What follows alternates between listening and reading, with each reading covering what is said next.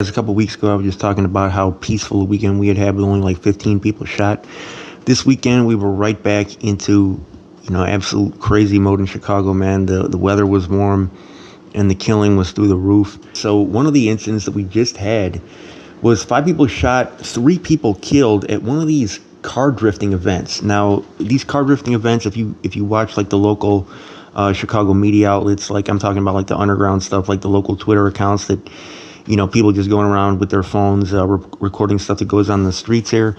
You've seen that, like, on the on some of these accounts, they've recorded like people doing these car drifting things. And where these people are from, I don't know. I don't know if they're all from Chicago, but we just had one on the southwest side in the Brighton Park neighborhood. There's multiple shootings that took place. 3 people were killed, they said, and 2 others hurt in a shooting in Brighton Park Sunday morning, while a large crowd was watching drivers do stunts.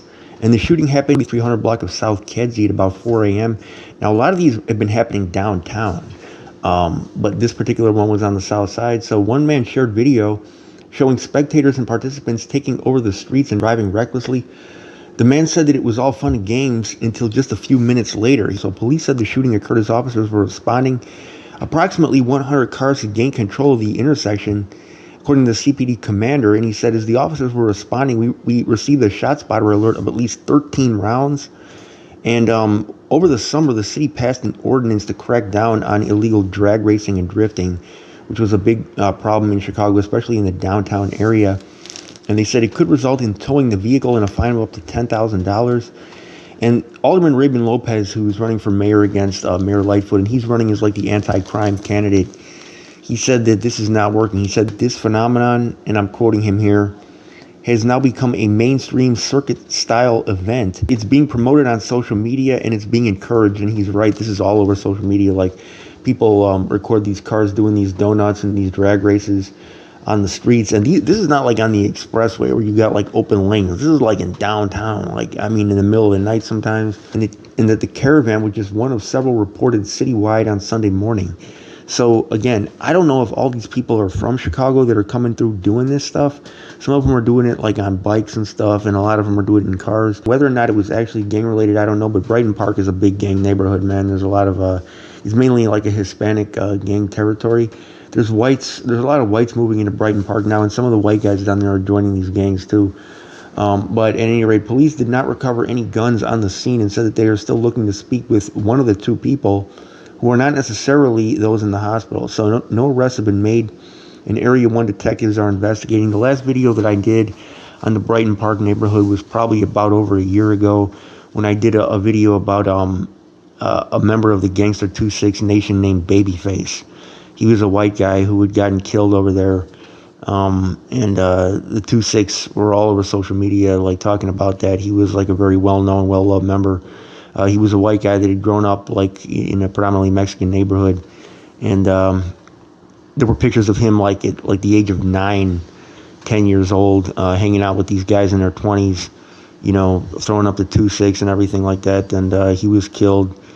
I forget the exact street where it happened. I tried to go past the location in that video back when I still had the car, but yeah, Brighton Park is like, I wouldn't characterize it as one of the hottest neighborhoods on the southwest side. I mean, the southwest side in general, obviously has gangs all over the place, but I wouldn't say Brighton Park is one of the most. As far as the southwest side, I'd say probably Back of the Yards is probably the most violent neighborhood on that particular corner of the city. But Brighton Park, Gage Park, those are areas where, like, you do have some people that have money and are moving into the neighborhood, but I wouldn't call what's going on there gentrification. It's changed racially a little bit. Like, there's a lot of whites moving in there now, that area. It used to be obviously like all white, but then turned Hispanic, and then some whites are starting to move back in. But I wouldn't say that it's being gentrified, though. People that are from that area can let me know what you think in the comment section. But there's definitely still a lot of gang activity around there, man. So rest in peace to everybody that was killed. And I don't know the identities of those that were killed yet. Now, we just today had a guy killed at the Greyhound bus station downtown, and his identity I don't know yet. And then also, I believe there's just been a guy killed in the Irving Park neighborhood off of Whipple on the north side. But over the weekend, we had 9 juveniles. 9. kids that were among at least 51 people shot and 10 killed in Chicago gun violence, and that was as of today. So a guy named Rashawn, 16 years old, he died in a shooting in the North Lawndale neighborhood. Now, the people that knew this kid said that he was an athlete, a good student, a respectful kid that played multiple sports. I don't know what this was. He was killed on the west side, and students at North Lawndale College Prep, the Collins campus, were trying to cope with it. They said it does make a lot of people depressed and makes a lot of people sad because we do lose a lot of students over the years. It makes a lot of people not want to come to school anymore. That's according to one of the students, and she's right, man. Losing students, when you hear that one of the students has been killed, man, that's like it's a feeling I can't even describe. So this guy was shot and killed in the 1200 block of South Fairfield on Saturday night. Police said about 8:20 p.m., two people got out of a dark-colored sedan and opened fire on this kid, and he was a three-sport athlete. He played football, basketball, and ran track as a junior at that charter school. And a charter school, guys, is a school that it's not a regular high school. It's like, I think you've got to maintain a certain GPA to stay at these charter schools. And like most of the people at the charter schools, a lot of times are like really good students. So police said that a 13-year-old girl was also shot in that incident, and she's in good condition. So one of the other students said he was just a regular student. He said he didn't do that type of stuff. He played basketball. It tells you, like, watch your surroundings, like you've got to watch where you're going. So according to records, at least 294 juveniles, 294 have been shot in Chicago this year, including 33 killed. So on Friday night, a 12-year-old boy was hit by gunfire when somebody in a car began firing shots also on the west side in the Homan Square neighborhood. Police said that the child was in serious condition with a gunshot wound to the chest. Also on the west side, and his identity, they usually don't release the identities of kids that young unless they die. So hopefully that kid will pull through. Now, a 14-year-old boy also on the west side was grazed by gunfire Saturday night. This was in Garfield Park. The teen suffered a graze wound to the face at about 7 p.m. while over off of Wilcox and I think Costner. This was, it was like the 4400 block of West Wilcox. He's in good condition, thank goodness. Another 12-year-old boy is in serious condition after he was shot also on the west side. Somebody inside a gray sedan opened fire, striking the boy in the chest near Arthington and Albany, also in Lawndale, at about 8:35 p.m. So I don't know if any of these are related. But you see all these so far on the west side. So police have not provided further details about what led to the incident, but this was one of the multiple shootings overnight, including teens. In this case, police said that no one's been arrested. About 15 minutes later, a 16-year-old boy was walking, and this was on the south side in an alley off of 106th. When he heard shots and felt pain, a teen girl was shot on the south side about an hour later. She was walking on the sidewalk in the South Commons neighborhood over on King Drive at about 2600 South. So this is really not that far south of downtown. When she heard shots and felt pain, this is, it's by those buildings. I'm not saying this was gang related, but I'm just saying it's by those like big red brick buildings. If you're going south off of King Drive, like from downtown, it's not too far from Dunbar High School. And she just was shot in the hand, and so she's okay. But early Saturday morning, a teen boy was shot on a south side sidewalk. He was in the 4000 block of South Langley at 1 a.m., which is a very bad time to be outside around there. And the 15-year-old boy was walking on the sidewalk when two people approached him and opened fire. And he was shot in the foot. He's in good condition. So another 15-year-old boy was shot just hours later. And this was in Inglewood off of Princeton and 57th. He was outside when a sedan stopped near him and somebody opened fire. The teen was shot multiple times in the body, and he is in critical. So hopefully that teen will pull through. Very young, but that's the age when in Chicago a lot of kids definitely get shot, unfortunately. Now, another teen, an 18-year-old named Joshua, he was over in the 500 block of North LeClaire in the Austin neighborhood on the west side, and this was a shooting death. But who exactly was the shooter and how exactly this happened, I haven't gotten the details on that. This is off of those L blocks in Austin. And those are all really dangerous, man. They always talk about K-Town, like in Lawndale, and I mean those are dangerous too. K-Town being like, the K streets start with the letter K. Out on the west side, normally when they say that, they're talking about like the Lawndale community on the lower west side, even though those streets obviously run through the whole west side. But I think personally, like the L blocks in Austin are a little more dangerous. I mean, there's just so much drama that happens in those streets. What this was about, I'm not sure, man. But rest in peace to Joshua. Now, they said that a man was found dead in the Bronzeville neighborhood at about 4:15 a.m. He was 29 years old. He suffered a gunshot wound to the chest in the 4900 block of South King Drive. And he was pronounced dead at the scene. And this guy's name was James. I'm going to put up his picture here. A lot of people who knew him talking about him on social media, and they didn't have any idea what this could have been about. They said he was a really nice guy. This one right here, from all appearances, was just unbelievably bogus. And this is the type of thing that I've spoken on in numerous videos, man, with some of these fights where one guy just pulls out a gun. But listening to all the people that knew this guy, people were all over the internet talking about this guy and how cool he was, man. Laid back guy, not involved in the street stuff. Everybody that knew him said he just focused on, providing for his people and didn't worry about, any beef stuff or any street kind of stuff or anything like that. He was not into none of that stuff. He was 31 years old, well-loved, well-liked guy named Carl. He was shot over on 83rd and Marshfield in the Auburn Gresham neighborhood.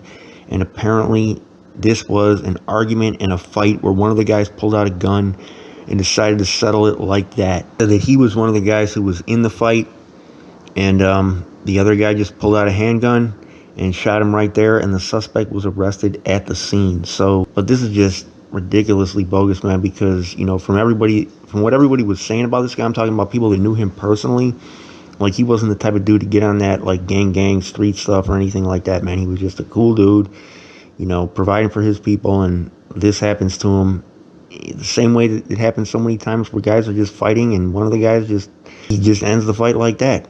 And I mean, guys have made this point over and over again that, guys in Chicago, like, they just shoot or whatever. But then when guys fight, some guys get on this and they basically just like ruin it for everybody. You know what I'm saying? Like, they ruin it for everybody, man. Whatever this dispute was about, I don't know. But now two lives are really lost, because the guy that shot him out was going to be doing decades in prison. He was caught right there at the scene. Okay, so I mean, it's just like thrown all the way over what? Like something that was happening in the moment. A moment that was going to be forgotten by next year. Dudes ain't even going to remember this stuff. Like a little fight or argument I had with this dude like 10, 20 years ago. Like, nobody even remembers these things. And now, one guy's going to be sitting in prison for the rest of his life, and one guy no longer has a life because of something in that moment.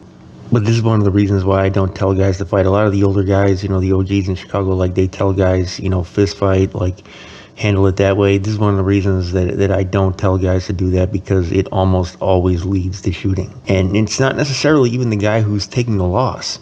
Could be one of his friends, I mean, the fighting thing, like, anytime you're, like, inviting that negative energy, because fighting is still negative energy, even if it's, like, just with this, it might not be as negative as shooting, but you're still going down that dark path. And then once you, take it that route and escalate things, then the shooting, it's easier for it to happen. So, yeah, I don't co-sign what some of those older guys say. I understand where they're coming from, and I respect these guys, but at the same time, like, we got to be realistic and look at, like, what's actually happening out here. It leads to worse stuff almost every time. A young woman killed in Riverdale over on 138th and South Indiana. And she was a mother of 5 kids. And that's another sad thing I forgot to mention. Most of these dudes that I've been talking about, like the grown people that I've been talking about in this video, they had kids. This particular woman was a mother of 5 kids. And she left behind all 5 of these kids because she was shot to death. Down there, she was 29 years old. Her name was Tamika. I don't know what this was about. So we'll see if, the police can get to the bottom of this. But as far as I've heard, nobody's saying nothing. And in most of these cases, man, people know. I'm not saying in this case, but in most of these cases, somebody knows who did what and what's going on. Streets talk, everybody's saying something. And word of mouth gets around, and then everybody keeps their mouth shut. So rest in peace to Tamika. We had another guy whose pick I haven't been able to get over on 87th. This is all the way on the southwest side, I believe, the 4600 block of West 87th. And what this was about, I don't know. That neighborhood usually, I think, is pretty quiet. This is in the Scottsdale neighborhood, and you barely ever hear anything going on over there. So, but there was also another guy killed in the Austin neighborhood. Austin neighborhood that you guys have seen in a lot of my older videos. His name was Calvin. He was 30 years old, and he was stabbed to death. And this appears to have been a domestic. So rest in peace to him. And then the 50-year-old who was killed on the northwest side. I'm going to put up his pic here. His name was Carlos. He was a Hispanic guy. He was 50 years old. He was shot to death over in the 4300 block of North Whipple in the Brighton Park neighborhood, which is normally a pretty quiet neighborhood. So this appears to have been something that didn't even involve him. Something was going on with his neighbor. He was inside of an apartment complex over there. He stepped into a hallway to see what was going on, and a guy just shot him in the face when he went out there to see what the deal was. And I was just talking in a previous video about, people intervening if somebody else, has something going on, if there's somebody in distress, somebody's being attacked, killed, or whatever. And sometimes when you try to intervene, you end up being the one to die. It might make people afraid to do that, which is unfortunate. My friend, who I've spoken about several times on this channel, he was killed in a very similar situation, man. Rest in peace to Fabian. He was killed about 5-6 years ago. A girl was into it with some guy, and he came over there to help her. And Fabian was strong. Like, he was a strong, athletic dude. He was like about to try out, I think, for a G League basketball team. He was a really good basketball player, man, in great shape. And an 18-year-old who wasn't even like half of Fabian's like size or strength just shot him and killed him when he came over there to help that girl out. So rest in peace to everybody that's been killed like that, man. But I respect it. Like, I'd honestly, like, that's the way, trying to help somebody else is the way I'd want to go, man. That's a good, honorable way to go. But, the people that do that, it's the polar opposite of that. You know what I'm saying? So rest in peace to this man as well. I don't know if he was trying to help or what, or just see what was going on. But obviously, like, everywhere, not just Chicago, that's a very dangerous thing to do. But I still respect people that do it. I'm going to say that. I still respect people that try to help their neighbors and look out for what's going on with them. So it appears this weekend, guys, there's just a lot of cool people, that were killed in domestics or like personal disputes, were taken from the city. And it just goes to show you, man, like, how foul everything is out here. Because, people like this, like, people always say, like, on these pages that post all the pictures of the people that have died, like, it shouldn't have been you up here. I never thought I would see you on this page. Like, you're not supposed to be up here. Like, you see people saying that in the comments all the time. And a lot of times when they're saying that, like, the guy will have, gang tattoos all over his face. And you look at his social media and he's smoking on this guy and, talking about, self-snitching, talking about how many bodies him and his homies have. And, you see his friends in the comments talking about you're not supposed to be on here and stuff. And it kind of rings hollow when you see what's going on his social media. Well, with the people that died this weekend, man, you get a lot of people like this where it really is like they're really not supposed to be on that page. As far as what they had going on, the way they were trying to live their life, they were trying to do everything right. And it just goes to show you, like, sometimes just, the area where you're at, it can catch anybody, because there's so many people out there that are just on bullcrap that, anybody can get it. Like, you don't have to be with it. As the saying goes, like, if you're with it, you can get it. Well, you don't have to be with it. Like, you can just be out here living your life the right way and still get it.